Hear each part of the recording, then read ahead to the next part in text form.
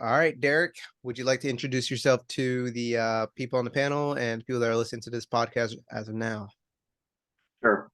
My name's Derek Bottoms. I live just outside of Louisville, Kentucky, and I am a doing a little bit of wholesale. I'm doing some buy and hold for some of that passive income um, for long-term rentals, and I'm also doing partnering and funding deals. Something that Pace Morby teaches called the Gator The Gator method. Okay. method. Can you speak on what the Gator method is? Yeah. So there's something that Pace found out or realized that there's a gap between your traditional funding and your hard money lenders and even some of your private money lenders in transactions and deals. So, for example, let's say um, on the to make it as simple as possible, Gator method at this time, as far as what he's taught so far and been showing everybody, is it's earnest money deposits Mhm. and it's also transactional funding for double close. So on a wholesale transaction, sometimes wholesalers, a lot of times they get out and hustle, they make a big chunk of money, and then they blow it, right? And then they got to go hustle again. Yeah. Um, there's not, I mean, there's successful wholesalers for sure, but there's not a lot of wholesalers that, invest and build that wealth and build those finances. They kind of rip through them and just keep ripping.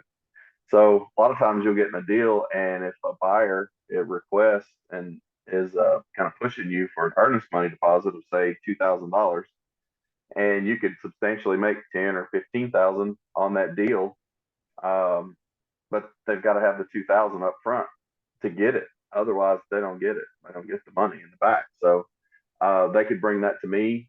I would partner with them on that deal. I'd be a JV member on that.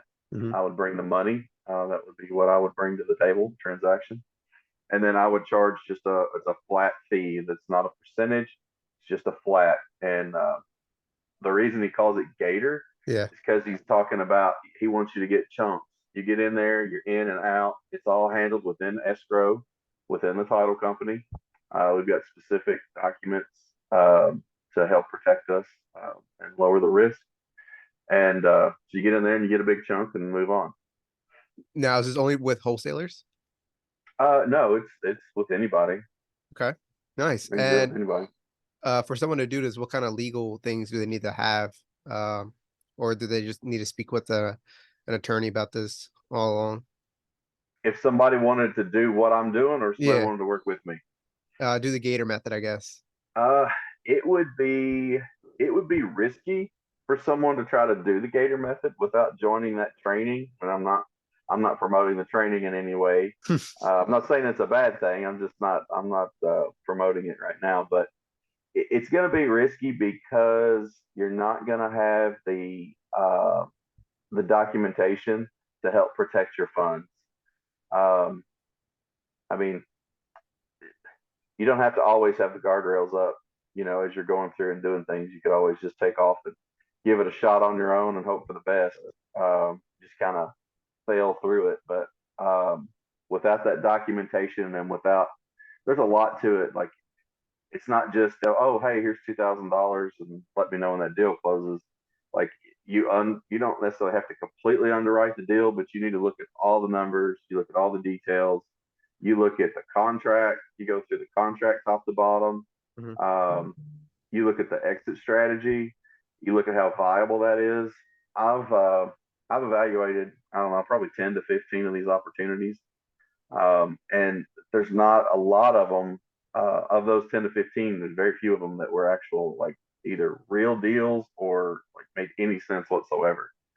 A lot of them go pretty quick, snatched up pretty quick, but it's a great way. It's a great way to take a small amount of money and just turn that thing over.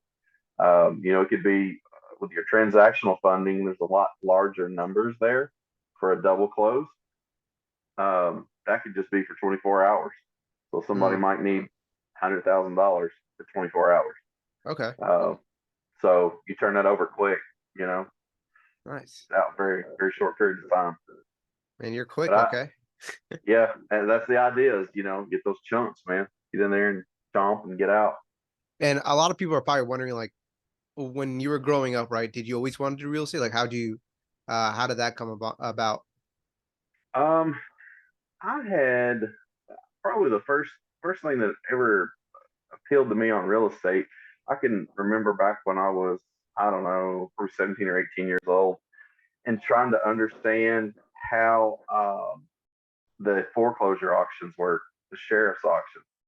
So I'm not sure about the state that you're in, but in Kentucky, when there's a foreclosure, the process ends up, if they don't take care of it, they end up literally on the courthouse steps, and that's where they will auction your property to the highest bidder. And here in my county, when the weather's nice, we literally stand on the steps in front of the courthouse and auction the property. If the weather's not bad, we go inside the door. We're at the steps. But I tried to figure that out at a young age. I went to a couple auctions. The thing that killed me there is the barrier to entry. So when you go to those auctions, you have to have 10% of the purchase price that day. Typically, they don't schedule any kind of showings or walkthroughs. So uh, you're not encouraged to walk through any of those properties beforehand. Doesn't mean that you can't, but you take a risk, of trespassing if you do. So you're buying a property sight unseen, don't have a clue what it's worth, and you have to have 10% of the purchase price in cash on the day of. At 18 years old, I didn't have those things, and I just wasn't ready to take on that kind of risk. So, and I let that stop me. I let that keep me from like moving forward and figuring it out.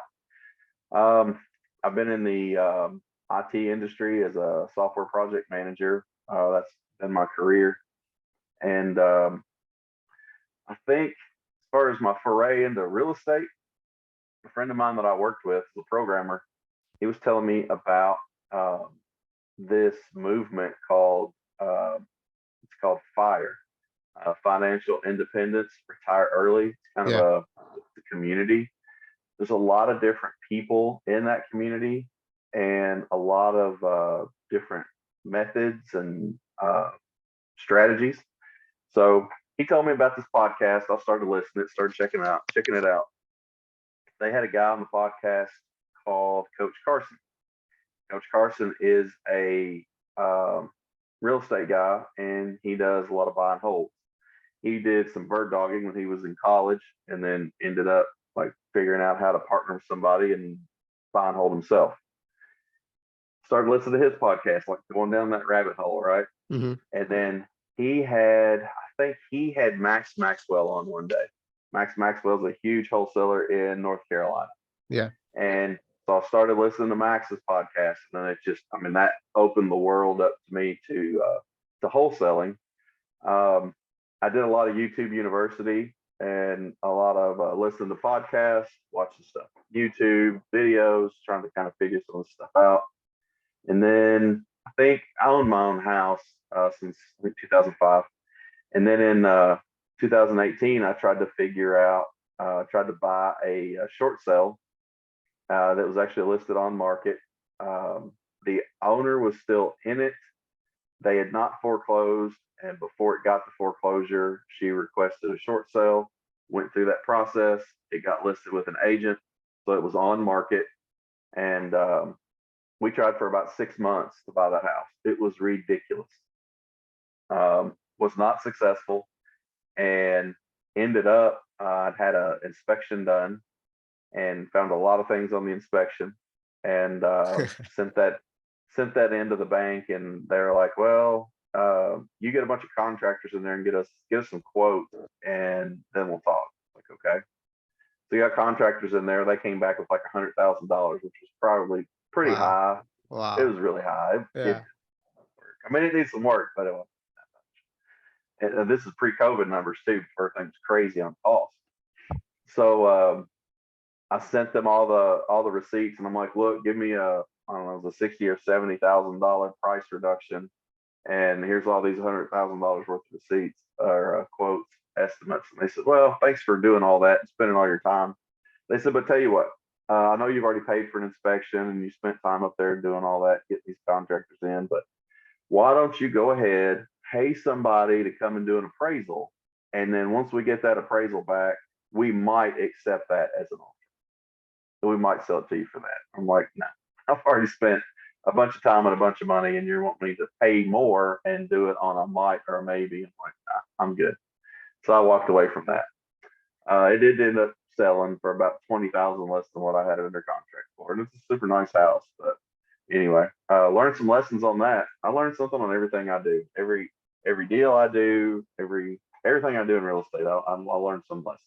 Nice. And do you think anyone can do what you're doing? Because a lot of people they're like, oh, he probably has some secret knowledge, or he probably knows something that I don't know, or he probably was raised somewhere that I wasn't raised at. Like, do you think anyone can do what you're doing, Derek, and that is a possibility?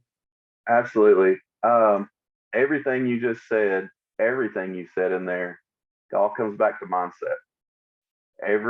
If you look at somebody and you're like, oh, I can't do what that guy's doing. He's probably in a different market or better this or better that. All that is mindset, every bit of it.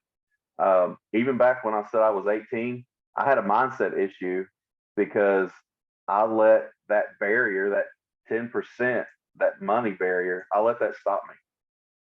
Imagine I'm 43 years old. Imagine where I'd be right now if I kept going and figured that stuff out and was buying properties at foreclosure auction at 18. Yeah. Imagine where I'd be today. You would have been buying houses for raisins and selling them for millions. For That's how real. I yeah. mean, I'd have had it all figured out by now. But Now, yeah, everybody can do it. The big thing is the mindset and the action. You got to take action. All the trainings I've been through and all the money I've spent and all that, you can be the smartest guy in the room. If you're not going out and applying it and mhm, trying to make it work and taking action, doesn't matter. gotcha. And do you think someone could go in there without, like, a lot of people are like, oh, you need a college degree, you need uh you need to get a job, a W-2 to work for a while before you do somewhat investing. What's your perspective on either college, either getting started a little later because you need to start your work life, quote unquote? What would you say about that? Um, on that, I would say so. My perception of college has probably changed a little bit in the last few years. Um, I was raised in my family. I guess I was definitely my immediate family. In most of my extended family, I was one of the first people to actually go to college. So I do have a college degree in information technology, um, and I've got an associate's degree as well. But my mom always was like, "You're going to college. Like that's what's going to Hmm. happen. You are going to go to college, and you're going to get a degree." And my parents taught me the best that they knew at the time, with the things that they knew. And mom was trying to teach me to be responsible and responsible for my actions, and always have something to fall back on. Um, and I felt like I've got two kids, and I felt like I was probably going to teach them the same thing and take them down that path. And then I started getting into some of this entrepreneurship and learning about real estate and how some of this works. And I'm like, I don't know that there's value necessarily in those college degrees. I've got a lot of friends. I've got a dirt track race car. A lot of those guys are blue collar guys. There's not a lot of them that's gone to college. They're truck drivers. They're plumbers. They do carpentry work. They're roofers. And those guys all hate on college. Like, oh, go to a trade school, make good money, which is true. You can. Um, and I don't even think you need to have that college to fall back on. Um, I think you need work ethic, you need desire, you need hustle. And as far as like your question was like, getting into and starting in real estate, if you don't have money, then you need hustle. Hmm. As far as wholesaling goes, you can, we've got all these cool softwares, technologies, and all this stuff that makes it super easy, but these things haven't been around. Even some of them haven't even been around 2 or 3 years.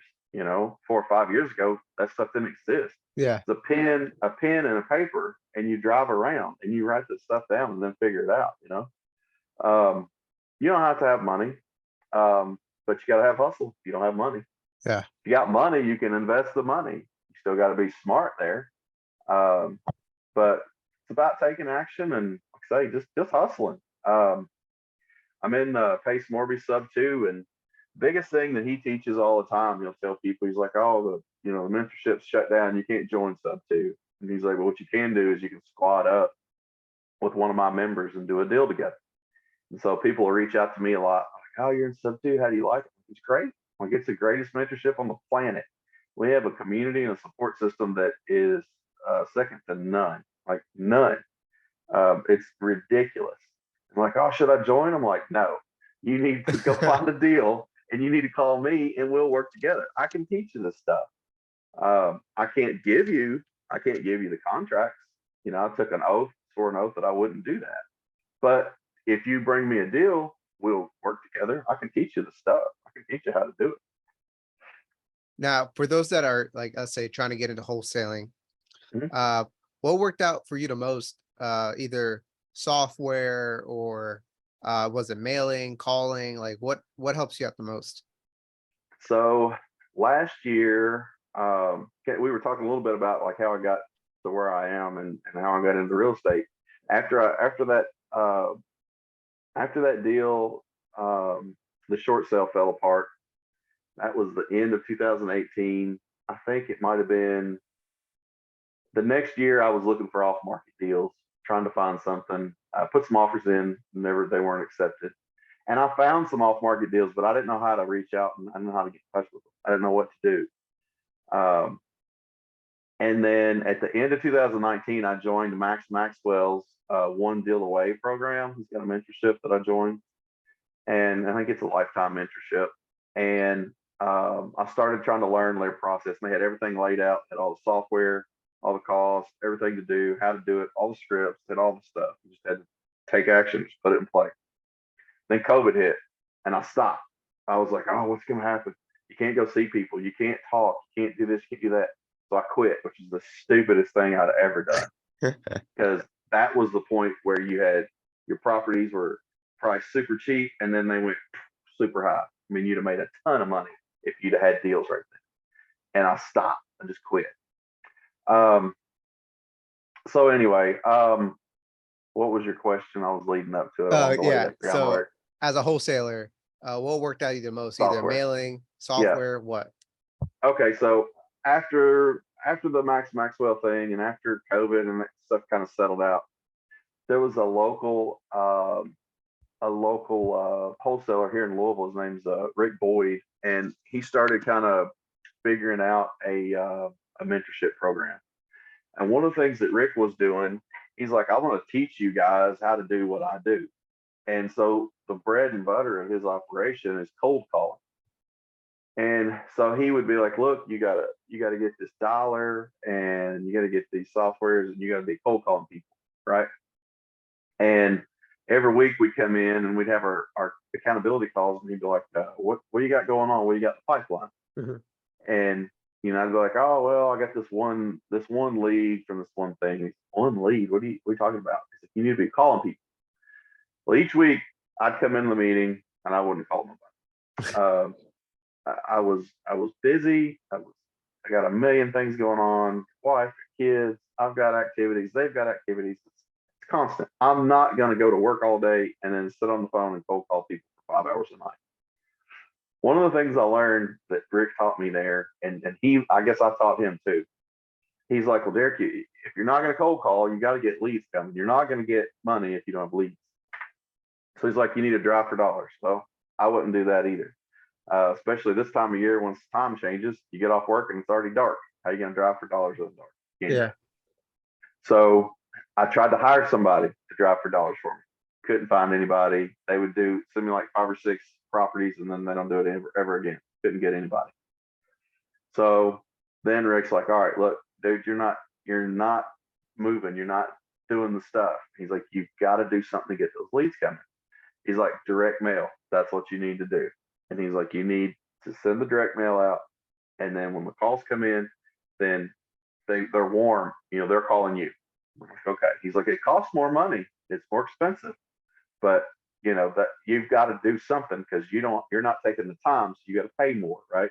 I wasn't out hustling, out driving around hustling like what I was saying. Yeah. So I had to spend more money to get those leads because I wasn't willing to put the time in and hustle or couldn't, whatever you want to say there. So um, then I was in my own mindset and in my own way with the mailers. So I'm like, oh, I got to get a perfect mailer and I got to get a PO box. I got to get a this. I got to get that. Had all these roadblocks to keep me from sending mail. So we come in accountability call. Derek, you send emailers? Nope, zero. Like, all right. We did that for a few weeks. He's like, all right, look, you're not taking action. And he's like, do not come back into this call next week if you haven't sent out mailers. And I'm like, okay. So he hit me with some tough love. Like, do it. You know, I had all these excuses. So we got off the call. I whipped it all in there, slapped it in there, hit send, go. Sent out like, I don't know, $200 worth, whatever it was. Damn. Yeah. So get in the next week. He's like, did you send emailers? I said, yes, I did. He says, the phone rang? I said, no. He's like, all right, well, maybe next week. Next week, get the accountability call. Phone ringing? Like, no. He's like, that's weird. Should already process it now. You need to check on it. Like, okay. He's like, send some more. I'm like, all right. He said, don't come back next week if you don't send any. I'm like, okay. Went in there, sent another one. Like To the same $200-$300. ones or different? I don't remember. I just did it. Like he's forcing me. He's like, you've got to take action. You've got to take action. Okay, let's take action. I didn't, because all that you just said, that's what I wanted to do. I wanted to go through it. I wanted it to be perfect. It's like, no, go, take it, do it. So I sent another batch. 2 weeks later, same thing. 0 phone calls. None. No phone calls at all. He's like, Derek, something's wrong.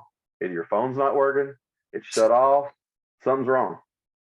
So I get my mailers. I had my my returns coming back to the house so I could have the bad addresses. So I get them and I look at them and I'm trying to figure out what's wrong. I had signed up for Dialpad, and with Dialpad you get 2 phone numbers. What I had done, because he rushed me, is I took the first 3 numbers of one line and the last 4 numbers of the other one, and I put it on the mailer and sent them out. No. So I sent them out with a number that didn't exist.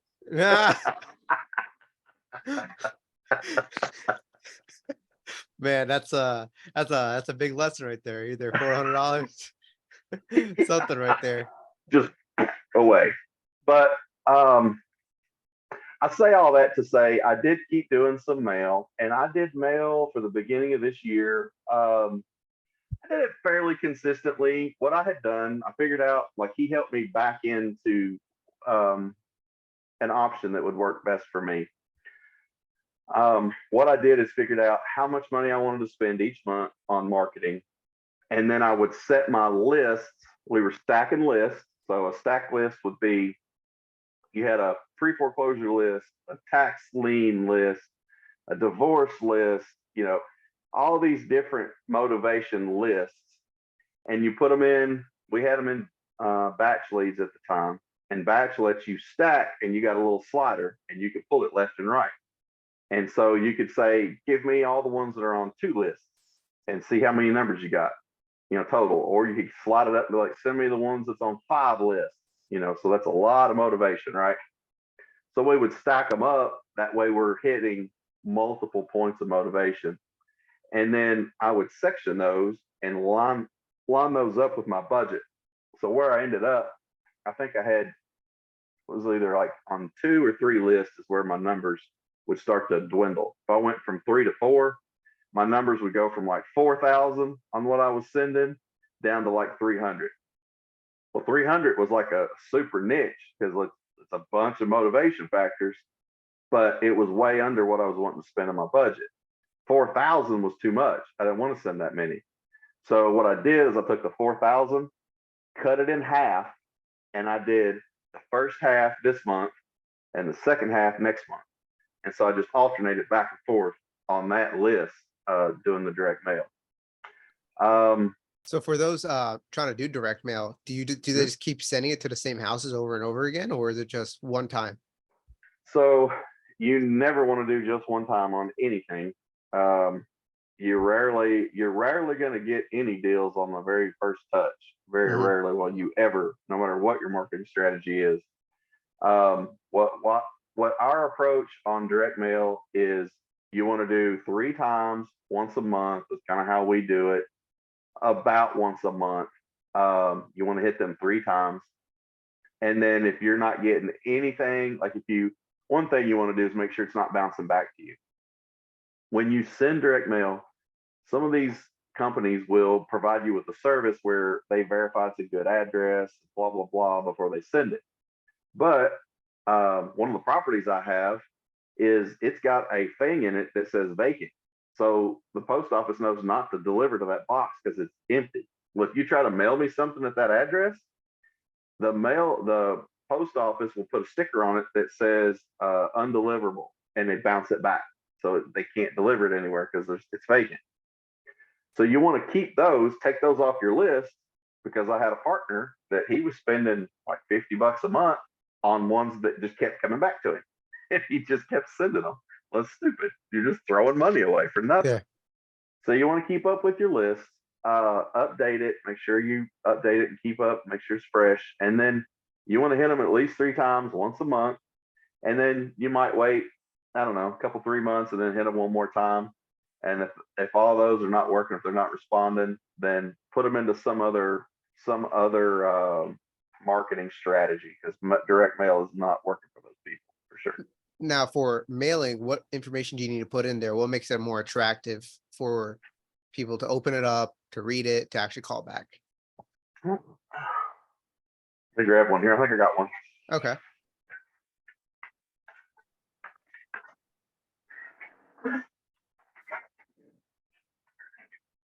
So here's one of our cars. See that? Yeah. You'll see one of the big things here is that's a family photo. That's us at the beach. So especially here where I'm at, I'm out in the country. I had a lot of compliments. You have a beautiful family. You have a nice family. When you put that picture on there of your family, or just a picture of you, like in your dog, if you don't have a family, it makes people feel like they're dealing with a person and not a big corporation or a big business. A lot of people starting out want to be professional and all this stuff and make people think it's some big business. But people don't want to do business with big businesses. They want to do business with people that they like. Mm-hmm. And so by me having that picture on there, they're like, oh, this is a real person. And sometimes there'll be people that know me because I'm advertising in my own county. And they're like, oh, it's Derek. Why are you sending me that? You know, and so they see me and they'll read it. What else we have on here? This is just a standard card. These are from Yellow Letter HQ, I think is who I use for these. So you don't use their, batch leads for that? I wasn't using batch leads for that. I think I was already using Yellow Letter beforehand. And before we started switching over to batch leads. I've not used batch leads for their mailers. We have used Deal Machine for theirs, just because of the package that we were in and we had credit. But this is just one of their standard cards. It says, it's got the person's name at the top, it's got the address, and then it just says in here, we pay the closing costs, no repairs, no commissions, moving assistance if needed, fast cash offer, call or text. I don't know if this is the right phone number or not that's on this one. And then this one actually doesn't have it. This is the other side of the card. The picture that's on here is just a stock picture. And the reason why is, I guess Google Maps didn't have the street view picture. Yeah. So they just put the stock one on there. So it'll have a picture of the house. It'll have a return address. I do have a PO box. It costs like $50 a year. One thing that I did, I never figured out if this was exactly the right thing or not. I was having these returned to my house where I live. And so the address is on there. And so somebody got it and they're like, hey, who's sending me this? We did start to see it may have been coincidence, started to see some strange vehicles driving around. And it could have been because of the mailers. It may very well have been.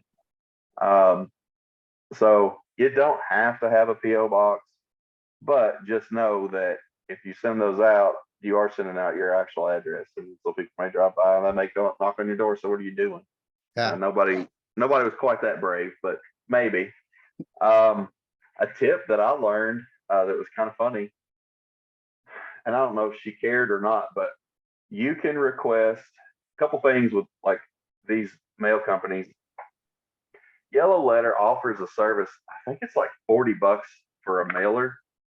That if you get a kickback, an undeliverable, they'll put it in a spreadsheet for you, Mhm. and so the kickbacks go to them. They put it in the spreadsheet, then they send you the spreadsheet, which is nice. But I don't want to spend another $40 on that every month. So I just have them back here, and I create my own spreadsheet. I'll key in myself as they come in. Um, one of the ladies that was speaking that I heard, she said instead of having hers go to a PO box, there was a vacant house by her, like near her. She had them go to that address, and she just go over and pick them up. Now, I got one thing for you, Derek. Have you ever thought of Yep. digital mail, where someone would send the mail right to that whatever post office or whatever your house is, but it would be it would actually, what they do is that the people that have the digital mails, that they open it up, they take a photo or they do whatever. They basically make it where it's like all documented, and then they send it to your Okay. email. Have you ever thought of doing it that way? I I may have vaguely heard of a service like that. Mhm. What does that typically cost? It usually costs like what I've seen is like $10 a month, and Hmm. like something like iPostal One is that they basically, again, they what I do is I get a PO box or whatever, not my homing address, right? But they'll take everything that you get in that address, and they'll send everything digital to your email, because you check your email every day, I'm guessing, and you'll see all the like either you got letters, you got bills to pay or whatever, it'll all show up on there. And basically it's pretty much easy. Like I wouldn't send like Amazon packages there, but I would send like letters or whatever. So if it's easier for you, instead of like walking over the driving, that you could save money on, like by getting just try it out, like a digital mailbox, see if that works out for you. Now, is the address that you send those to, is that a physical address, a business address? Do you know? Uh First they would, it's like a physical address, and then they Hmm. would open it up, and they would basically make it digitalized and send it to your actual uh email, basically. I wouldn't send Oh, anything like a Amazon package or anything like that over there, but I right. would send like you said, like getting people mailing stuff back or whatever, like Mhm. letters and stuff, like business stuff, I would send over there. Yeah. And just in case if you didn't know if something like that existed. And do you do driving for dollars still, or have you switched on Uh, to something like prop stream, and uh did now you're doing everything digital in a way? so I'm partnering with a guy in a little town over from where I'm at. When before I met him, we actually met because I was advertising Gator method opportunities on local Facebook groups. He reached out to me. We started talking, figured out that we're in the same space, doing a lot of similar things, and decided we needed to squad up and we're a good fit for each other. He's an integrator, he's a mini visionary, and so he loves the data, he loves the systems, he loves connecting all that stuff, he likes finding problems and tweaking it and fixing it, he likes all that. He does not want to talk to people, he does not want to talk to sellers. I do, I'm a talker if you can't tell. Yeah, no, you're good. So what we when we first got together, he was marketing. He's got a and don't, who if you guys are new or starting out, listen to this. Don't let any of this big league you or intimidate you at all. You do not. You absolutely do not have to have any of the stuff I'm getting ready to say. But John already had he had cold caller in the Philippines. He had all these systems set up, and they were cold calling high equity absentee owners because that was hot during COVID because um, people weren't paying their rent. So landlords were getting antsy and they would just sell the property. Like they're like, hey, people aren't paying, they're gone. We'll sell this thing, get out from under it. So that was the hot list at that time, and that's what he was focusing on. When he and I met, we went to some training in, I think it was in July, and discussed with some of the people in the mentorship that he's in. He's in Seven Figure Flipping is the name of that mentorship. And one of the guys in there, he's like, I don't spend any money on marketing. He's like, I pull probate, I pull probate and pre foreclosure. And he said, and we call probate and pre foreclosure. He's like, I don't buy lists. I don't spend any of that stuff. We just call them from here with that. And the guy did, he's like 27 years old, and they did $1 million last year, I think. Crazy. That is Crazy. ridiculous. Yeah, crazy. And that's all they do. That's all he focuses on. So anyway, we pivoted. I'm answering your question long-winded, but we pivoted from absentee landlord, absentee owners, high equity, into pre-foreclosure and probate. So instead of our cold caller calling sellers every day, we taught him and got him access to go into the county clerk's office digitally. County clerk, wherever the deed room is in your state or your county. He pulls the pre-foreclosures on the internet, puts them in a spreadsheet, and sends that to me. And then we decided, hey, I need to be door knocking them. I don't remember why we started that, but anyway, that's what we decided. The problem is the cold caller puts in 60 to 75 leads a day in the spreadsheet, and it takes me about 5 days to get that many knocked out. So our list started to grow, and I wasn't touching leads. And so I've done it for about 2 months, doing that way. And also, my role in the business is from the lead saying, "Hey, I want an offer," to closing. That's all me. I'm doing all of it. I'm doing acquisitions. I'm doing transaction coordination. I'm doing dispositions. I'm doing all of that. Underwriting, comping. I'm doing all those things. Okay. So I can't go every day and door knock if I've got stuff that I need to underwrite and comp. So I was, not every day was I going out. So my numbers weren't that great. My KPIs were not that great for door knocking. So what we're doing now, we've just recently started this, is I am still going to door knock some. And when we went to we had Flip Hacking Live in Orlando about a month ago, and we actually talked to the guy that I was telling you that did the pre-foreclosures and the probate. And I was like, hey man, this is kind of what I'm doing. And he's like, have you got a deal yet? And I'm like, well, I've gotten some under contract, but we've not actually closed, gotten them to closing. And then actually finished them all the way through. They fell apart for one reason or another. He was like, he said, you suck at door knocking. And I'm like, dang, thanks for the tough love, buddy. And he's like, not really. He's like, those numbers are not good. And he's like, the reason why, I said, how long have you done it? And I said, 2 months. And he's like, keep doing it. He's like, you're so close. He said, you're going to get a deal from doing it. I know you are. And he's like, just keep doing it. You've got some in the pipelines. Just stay on it. It'll happen. But he said, you might think about changing your direction just a little bit. Keep door knocking, but don't do it every day.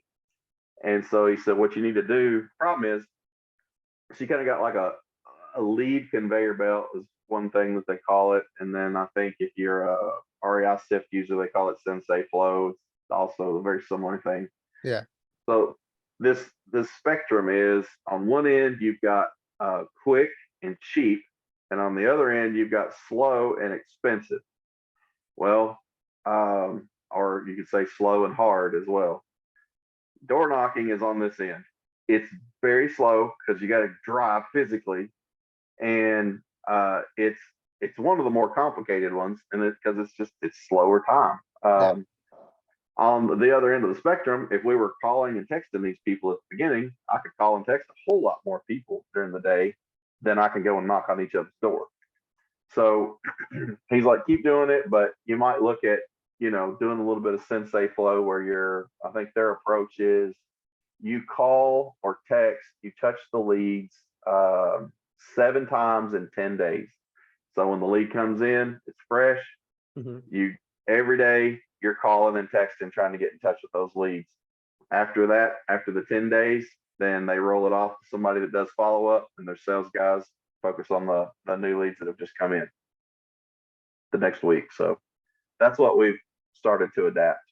Okay. Okay. And for someone that's like, I guess, trying to get into, let's say, a very, I guess, saturated market, in a Mm-hmm. way where there's a lot of competition, or there's a lot of people that are doing what, let's say there's a lot of wholesalers in where he's at, or Okay. he or she's at. Um, what would separate them from, like, what would separate them so that they can get a lead, they can get a deal? Uh, what happens in that process? Like, can that's why a lot of people say, like, I can't do what he's doing because uh he has all the network, he has all the connection, he's been here a while. What is your opinion on that? For somebody new in in that market, I would say a couple things. Go to be active in your area. That's Yeah. one thing you can do.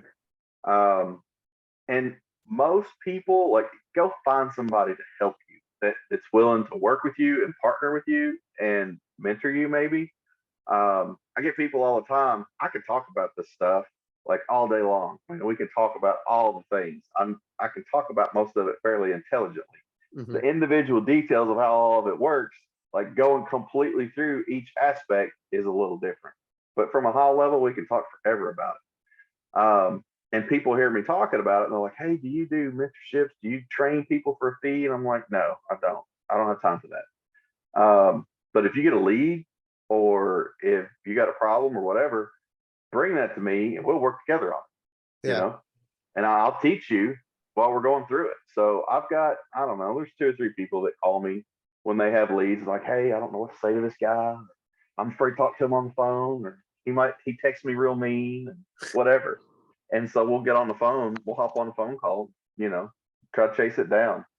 Um, but one thing I would do if I'm new, if you're in a market that's that hot and that heavy, you should have an active um, RIA, which is a Real Estate Investors Association.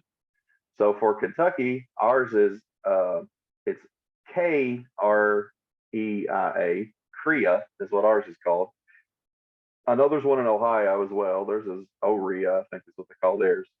But they have meetings almost once a week in some form or fashion.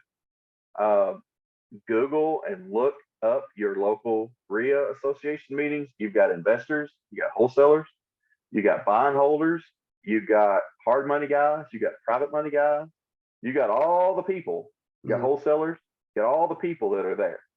Go in there and talk to people and network. "Hey, what are you doing? I'm trying to get in. I'm trying to get started. I'm trying to wholesale. Can I help you? Can I go driving for dollars with you? Can I,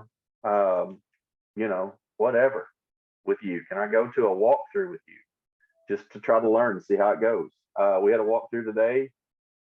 I invited some of the people that are new that I've been trying to help. I'm like, "Hey, you ever been to a walkthrough?" They're like, "No." I'm like, "I got one this morning. Come on." And they're like, "Okay." And just to see how it goes, see what happens. But I would definitely be active in those meetings and in those groups. You can search, what is it, meetup.com, and start looking for, you search in there for real estate in your zip code or your area. So in our group, our area, there's, I don't know, 4 or 5 wholesalers that Hmm. have a monthly meeting. And then there's the CREA meeting. And I don't make it to all of them all the time, but networking is where it's at. And building that network out. Um, I don't know, probably 4 or 5 people that I have in my phone from Thursday night. We had our holiday party at the Korea meeting, and one of them, she has $50,000 that she's willing to lend private money, and just figured that out sitting there over dinner. She's like, "Hey, I got some money. I don't have enough to buy a house, but I need to lend it." Like, "Hey, there you go, private money lender." Didn't even ask. She just said Hmm. it. Um, she does Airbnbs, and I ran across an Airbnb lead today. And so I text her, I'm like, "Hey, I might need your expertise here." and I just met her Thursday. The guy, there was a real estate agent that I met there. He was looking for a fix and flip. The walkthrough that I had this morning, he came to. Just met the guy Thursday. He came to the fix and flip the walkthrough that we had this morning for a buy and hold. Might end up being my buyer on it. Really, he's pretty interested. But go to those meetings, reach out to those people, and most anybody will tell you, bring me a deal and we will work together, and you will learn just going through the process. And then you're going to cut them in on it. And don't let your mindset bother you there. A lot of the big guys, one of them says, would you rather have a whole grape or half of a watermelon? Yeah. And that analogy is about when you're just getting started and you don't know and you don't understand, you haven't cultivated everything where you need to be, and your deal is just a grape because you didn't get all the other stuff because you didn't know what to do. If you'd have partnered with somebody that knows what to do and knows how to negotiate and knows what to ask for, you could have got this watermelon and you would have got half of watermelon. So don't let your limited mindset, struggle, knock you down and knock you out of doing something like that and making more money.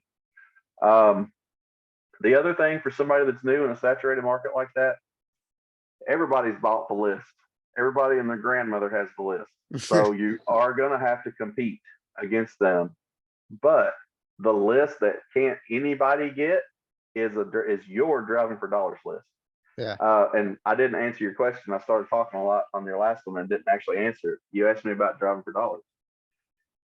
When I was door knocking, what I was doing, my process, I would, between addresses, I would have deal machine up and I'm marking addresses as I'm driving between doors to knock. I would put 50 to 60 leads a day when I was out door knocking in deal machine. Mm-hmm. And I think we mailed 500 or 600 of them, something like that, a few weeks ago. And I've got a lead. I've got a lead off of that. And then we just mailed them again this week, I think 2 days ago. Nice. So yeah, we're gonna hit them again. But yeah, get out and hustle. If you go out and find those houses that look distressed, put them in your list and reach out, figure out what's going on. And Derek, let's say this wholesaler, right? They're really motivated, they're really excited. They're like, okay, I want to do it. Now they are like, okay, what is the setup? Do I need to have buy dialers? Do I need to do texting? Do I need there's so many options out there. What is not the bare minimum, but what is the most effective? Like you said, it's not cheap, but it's not super expensive. What is the most effective way to start wholesaling? Like from your experience? It kind of like what I was talking about with Rick and that mentorship. Rick was trying to teach everybody to do what he knew how to do and what he's great at. He's really good at it.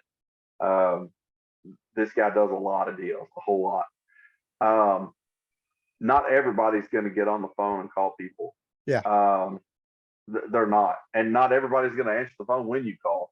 You've got to look at, your different marketing strategies. But for somebody just starting out, you can get, I think dial pack costs me 10 or 20 bucks a month, maybe for 2 phone numbers.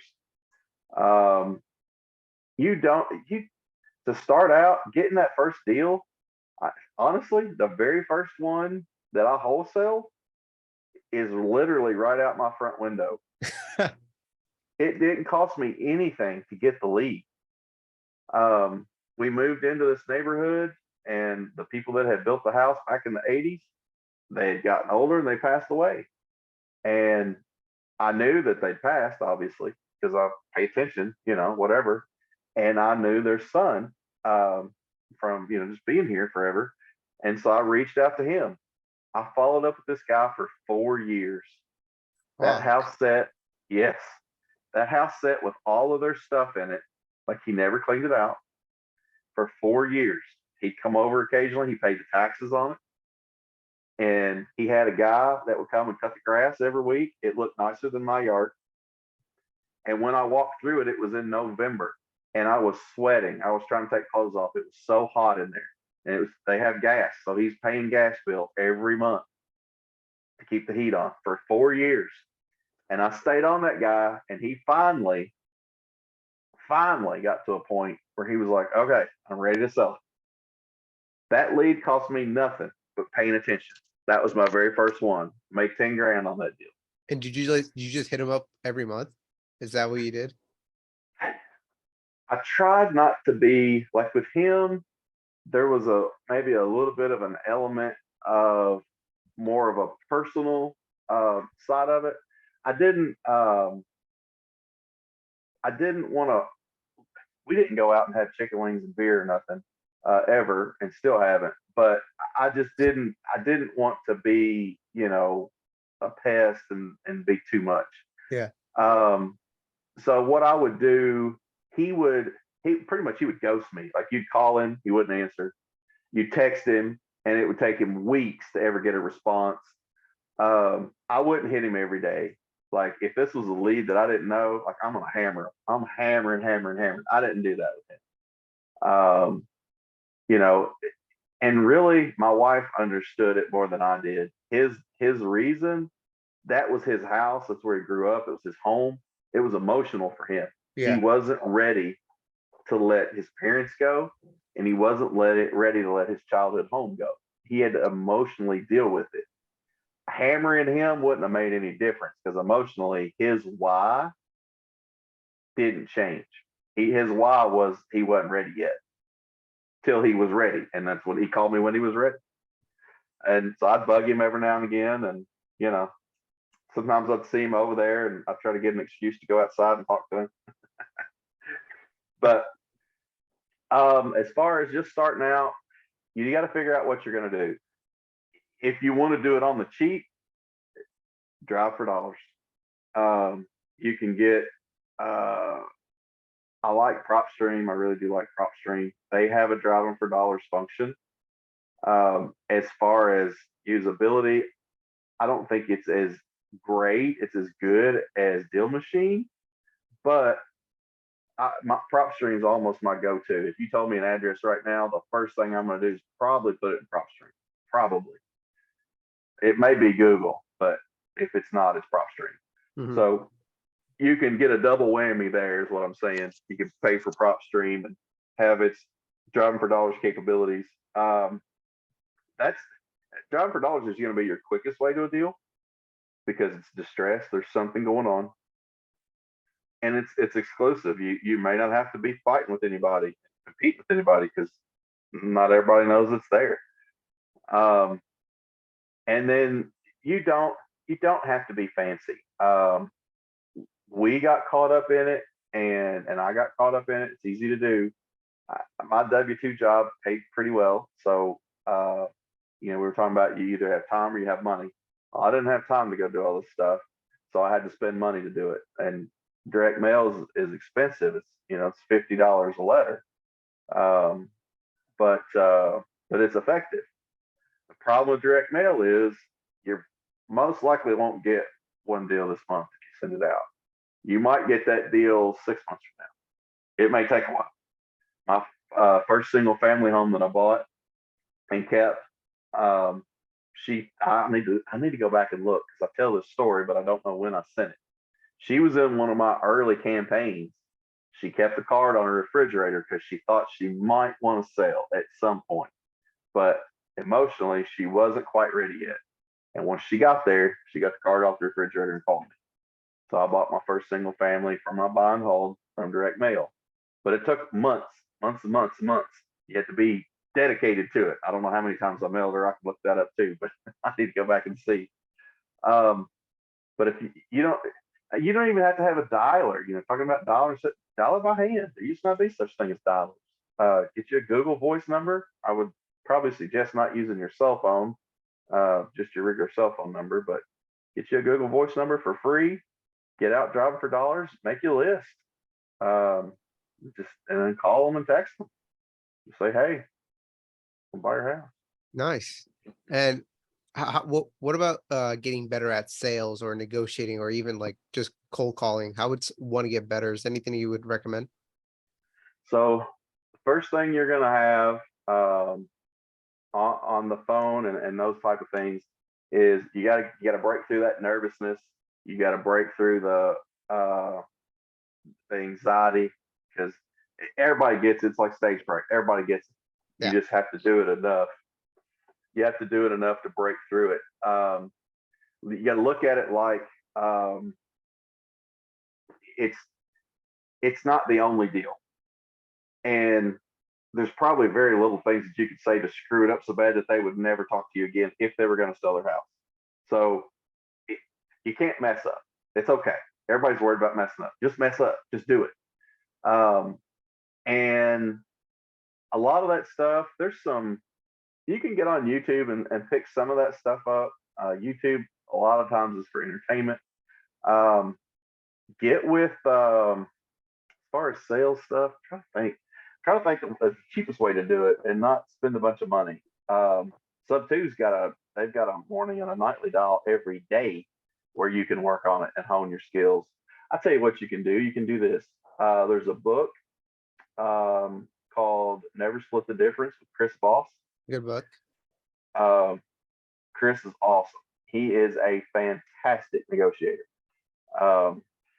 That definitely would help you with your skills, your sales skills. The biggest thing, probably the thing that makes my gift in sales, I still got a lot of work to do. I still got a lot of things to work on with sales to sharpen and get better and get really good at it. I can do it, but my biggest gift when it comes to sales is just building rapport and talking to people. Just being myself and asking questions and listening to people. As an example, one of our cold callers called a house that we had on pre-foreclosure list this week. It was his first phone call with this lady. She was an older lady, and we didn't realize it when we called her. Her house had burned. Damn. Yeah. So, and she's got a story too. I won't get into that. I want to tell you, but I'm not going to. No, you're good. So he calls her and he's talking to her, and she's like, the house burnt, right? He's like, oh no, I didn't realize that. She said, well, I've already got a contract with somebody and I'm going to sell it. And he's like, okay.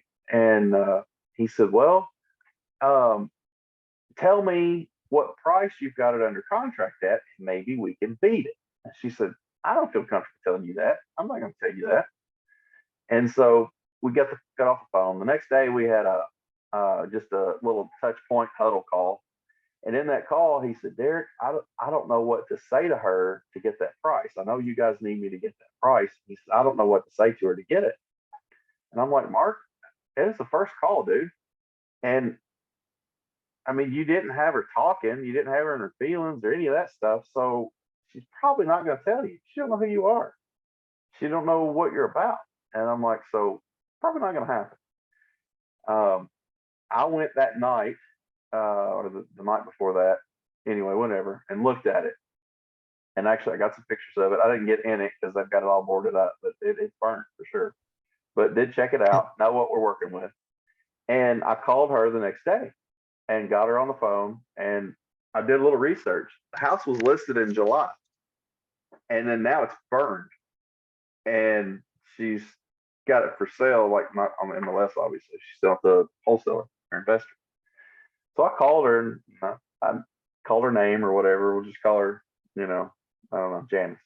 And I said, hey, Janice, it's Derek. I work with Mark. How are you doing? And she's like, oh, okay. And I said, yeah, you told me you had a house that had burned. She's like, yeah. And I said, you had this thing listed in July, right? She's like, yeah. I'm like, I bet you got a story. And she just opened right up and she just told me everything. And she talked and she talked and she talked. And some of it did literally make me mad. Some of her story, it did make me mad. Not on her side, but things that were happening to her and people around her and the things that they were doing to this lady. And I told her, and genuinely, I was like, I'm sorry you went through that. I'm sorry all these crazy things have happened to you. I wish you'd have known me and would have called me, and I could have come and helped you. That kind of stuff makes me mad. People taking advantage, especially of elderly people. And anyway, we talked for 20 minutes, And she talked mostly for 20 minutes. I talked occasionally, mostly her talking, which is a good sign. When you're trying to work on your sales stuff, they need to be talking 80% of the time. You need to be talking 20%. Yeah. She did all the talking, and she would apologize to me. She's like, "Oh, I'm sorry. I'm telling you my life story," and I'm like, "You're good." It's like, I love stories. I'm a storyteller. Tell it. I love it. I'm listening. So before we get off the phone, I didn't ask what she had it under contract for. She just told me. I didn't even ask. And so I sent Mark a message. I'm like, dude, you didn't build enough rapport. You didn't build enough rapport to ask that question. I never even asked the question. And she tells me just because I got her talking. When we got off the phone, she said, it was a pleasure talking to you. And she said, it was nice to meet you. And then she genuinely meant that. And I think her situation is such that it's they've got it under contract. She's got her check from the insurance, and she's going to end up breaking even on it and not have to pay anything and be done with the house. So she was happy with that. And she said, if something happens and and they don't want to wait around for the insurance company check or whatever, she said, I'm definitely going to give you a call. Great, that's awesome. But may not make any money on that one, but it was a cool story of like this and squatters and all that. Anyway, Yeah. so And it made me mad. I do see that a lot of people, they're like, oh, let's say you didn't even get that deal, right? You can go so many more routes with just like, even if you didn't get that property, you could have said, hey, do you have any other properties? Or do you know anybody else? And not only do you get a referral, you get a good referral. Like, hey, you got to talk to Derek. He was so nice. He was this. And it just, the more people that you attach to yourself, you just find out that they have so many different skill sets, or they know so many more people that eventually, like I say, like, what are the chances that you call somebody really old, right? And you don't really know about them, but you just hear out their story, and they're like, you know what? I want to connect you with my nephew. Who's your nephew? It's someone like, let's say, uh, uh, let's say like Joe Biden or somebody, right? I mean, old, but let's just say like someone like really famous, right? And you're like, oh my God, yeah, that would be great. That would help me. I mean, let me talk to this famous person, or let me talk to like, like someone like Mr. Beast, or someone that could actually, it would be a good connection. Yeah. And you're like, whoa, I just talked to your grandma. That's what happened to me, right? So I called this property, and it was his dad that picked up, right? And I'm like, hey, I'm interested in buying this house. And it was on PropStream. So PropStream was really like, it wasn't showing the updated like status of the house. It said for sale, Mhm. but it wasn't for sale. And I'm like, whoa, can I buy this multifamily? And they're like, this is not for sale. And then he kept on talking about how his son's own it, and like, and I'm just listening, like his son's great. He's in the military. He's a big higher rank. How his son does really good in real estate. I'm like, he's amazing. Like, can I get his contact information? I'm like, he's like, yeah, you can. Here's his email. Here's a phone number. Here's everything that you got to know about him. I'm like, okay, cool. I found out that he was in Germany, and I called him on WhatsApp, and he's like, hey, and I actually emailed him too. And I'm like, hey, I talked to your dad. And he said, you're a cool guy. He's like, yeah, well, whatever. And we just had a little conversation. I invited him to the podcast. He talked a lot about LinkedIn, how to get connected, how to do all this stuff. And it was good because now that I look back on it, I'm like, holy crap, I got all this just from one phone call. And I just listened to that person's story. And they were like, hey, I'm in love with you. Can we, I'll help you out if I can. That's all it takes. I'm like, and people, I give the option. I think I heard of him, Alex Hormazi, or I forget how to say his name, but he says, what if the decision that you don't make is the one that makes you a billionaire, or the one that makes you a millionaire, right? So people are not taking that, like you said, that action, like that action to take that chance. And if you take that chance, that route that you took, it can actually make something of it. You can make the thing, like you probably thinking like, oh, like the way you plan out things is probably not how it's going to go out, right? You're like, oh, I picture it in my head. I'm like, oh, it's going to work out like this. It kind of looks like that, but it's a whole different picture. It's not exactly what you thought it was. It's a little bit different. Different people were involved. It was a different outcome. And either you were mad or you're sad, you learned something out of it, right? Because if it wasn't different, you wouldn't have learned anything from it. You would have, True. oh, I knew what it was going to be. But yeah, that's what I get. And another thing people probably would be wondering is, would you recommend becoming a real estate agent while be a wholesaler and everything?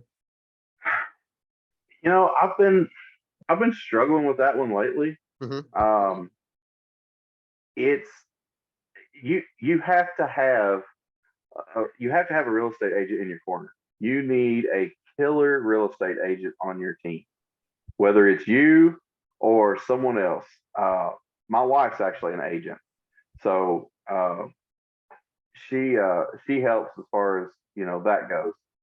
Um, you also need a good title person, and then what's the other one you need? You need another one too. I can't remember what it is, but maybe it's Inspection contractor. or property Could be management, contractor. Yeah, probably contractor, contractor. But the you definitely need vendors. a good. Yeah, you need a good title guy, and you need a good real estate agent for sure. But I've been trying to figure that out too, and like I don't know that I don't know that there's anything I'm missing because I don't have my license, um, that she can't give me or can't do for me. Um, but I also know that a lot of the guys that are big time, they've got their broker's license. Like they're brokers. Um, so I would say do not let it be a barrier for you to take action. Do Mhm. not say, "Oh, I've got to be a real estate agent before I can do this." You absolutely do not. Um, I can't honestly. There's nothing that I can think of that I can't do today that I would be able to do with my license. So, and I definitely don't need another distraction, another something else. Yeah. So, I, I would say, I don't know, I'm on the fence about it. For me, I'm not going to get one. I don't think, unless somebody comes up and is like, hey, you got to get your license because of X. Now, I will say this the conference I went to in Orlando last month, they took so the guy Bill Allen is the guy that owns that mentorship that runs it. His um, his real estate company is Blackjack Realty. They're Blackjack Real Estate. Hmm. He's not in it anymore. He's like he owns it still, but he's not running it actively. He's focusing on the mentorship side. They took Adam is the guy's name that's running it now. They took his leads for the last quarter. He had 570 leads that came into their business in a quarter. 70 of those leads ended up listing on the public market on the MLS. It was over $1 million of money that he left on the table because he get paid $0 from those 70 leads. So one of the things that they've implemented is he set up relationships with real estate agents. And when those leads come in and they're like, hey, the house doesn't need work, it's ready to be listed, it's not a wholesale deal. We're listing it, we're putting it on MLS. They go, hey, we've got preferred real estate agents, trusted real estate agents. We can get you hooked up with them right now. They set the appointment in that call for the real estate agent, for the actual agent, like they use Calendly or whatever, set the actual appointment and they get a portion of the commission Wow. because it's a hot lead and they set the appointment. Like they give them everything. All the agents got to do is go and get the contract signed and list That's that's awesome. What the heck? it. Yeah, duh, right? Yeah. Duh. You got me smiling. Um, Yeah. Now, there we can move on to the ending questions here. Uh, if you can go back in time and tell your younger self something, what would it be? I would, the biggest thing, so that conference I went to um, in Orlando, but Flip Hacking Live, there's two huge things that I took away from that conference. The two things were just networking and meeting people. I've got pictures. I got pictures, phone numbers, text messages, and my phone of people that I would not have otherwise met if I hadn't gone to that. And have a relationship with that I can actually call them and talk to them right now. The other thing is mindset. There's only one person on this call that's going to keep me from making $1 million this year, and it's not you. And the same thing with you. There's only one person, and it's right here. It's all in your head. You are your own limiting factors. I've said for a long time that, and I didn't say it as articulately, I guess, as I understand it now, but everybody decides how much money they want to make. Everybody does. And you tell people that, they're like, no, I don't. Work tells me. It's like, no, you tell you. Because if you're not making enough, you need to tell work, look, I need to make more, make this number, whatever the number is. And if they're not willing to give you that, then you go find work somewhere else that will pay you that. You keep doing that till you get where you want to be. You're the one that decides how much money you make, period. Make changes, get the education, get the certification, get whatever it is to get there, but you're the one that decides. So for me, just mindset, just believing in yourself, fighting that scarcity mindset, fighting just limiting beliefs, fighting that stuff. That stuff creeps in and just it kills you, it just takes you completely out. So that's it. And what question would you like to ask your future self? What question? That's a good one. Everybody says that. That's a good one.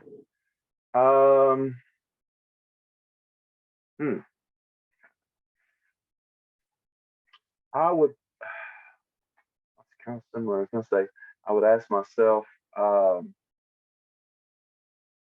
Maybe I would ask myself what I would do different, or how I would do different if I had it to do all over again.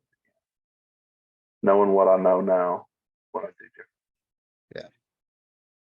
Probably Okay. like that. And what do you think the secret sauce is into becoming very successful? It's all mindset, dude. All mindset. Everything comes back to mindset.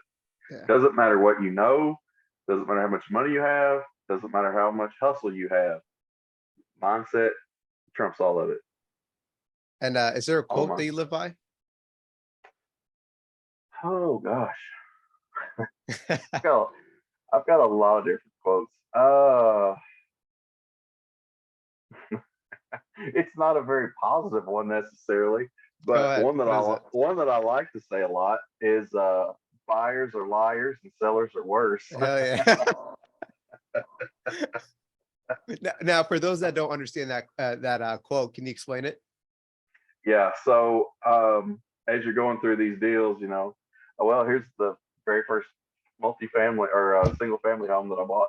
I asked the seller, I'm like, how old's the roof? And they're like, oh, it's like 2 years old. I'm like, sweet. Got a 2-year-old, got a new roof on this thing, this and that. It was new 2 years ago. When I got down there, I looked at it, I'm like, it don't look new. They put it on themselves. They didn't know what they were doing. Oh. It's terrible. But she didn't lie about it. They did put it on. But a lot of times sellers will try to hide things, and like either they're embarrassed or afraid something's going to kill a deal or whatever. So they'll lie and try to hide. Oh no, there's no liens on this house, and then there's $50,000 worth of liens, that kind of stuff comes out once. I had one that fell apart because of that exact thing. It was actually more than 50, but anyhow. Whew. And buyers, hell, they're the same dang way. They're trying to get as much as they can get, so they tell some fibs too. And is there any books that you would recommend for either mindset, real estate, or even courses that you would recommend as well?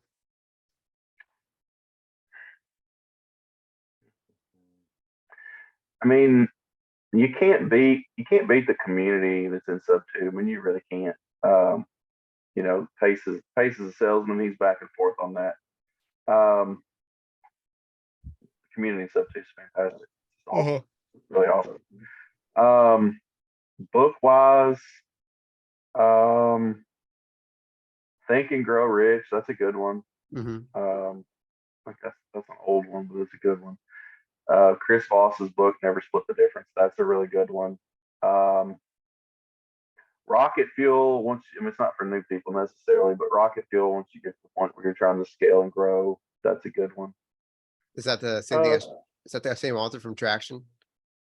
I think so. Yeah. Yeah. I've not read Traction yet.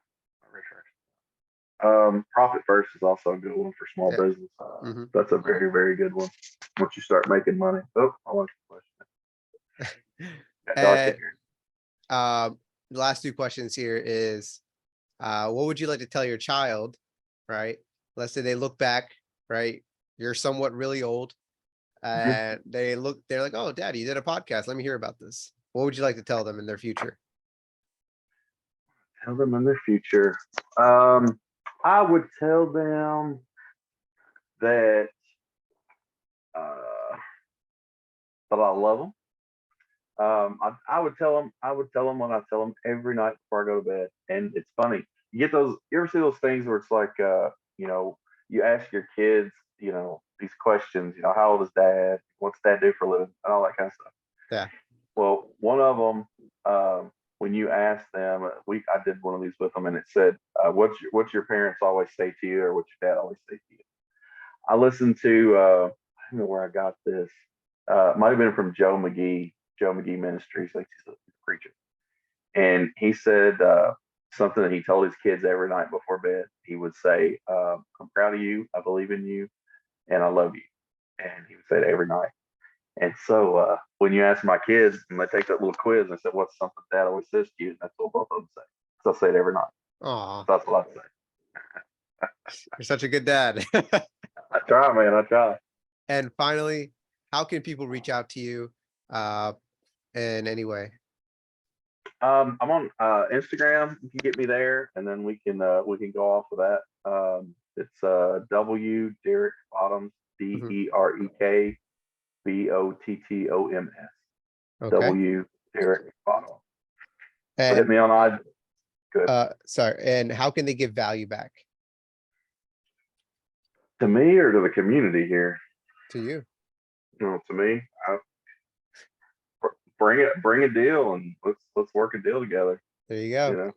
Bring a Yeah. deal, work together, learn some knowledge. Yeah. Uh, that's what I always say. So like every person that I ever meet, they're equivalent to 200 books. So Oh yeah. if Yeah, dude. anybody, I tell people all the time, every deal I do, I learn something.